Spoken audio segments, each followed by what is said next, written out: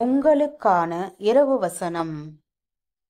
என் ஆவி என் இரட்சகராகிய தேவனில் களி கூறுகிறது. அவர் தம்முடைய அடிமையின் தாழ்மையை நோக்கி பார்த்தார். இதோ, இது முதல் எல்லா சந்ததிகளும் என்னை பாக்கியவதி என்பார்கள்.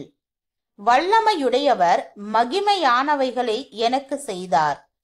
அவருடைய நாமம் பரிசுத்தமுள்ளது.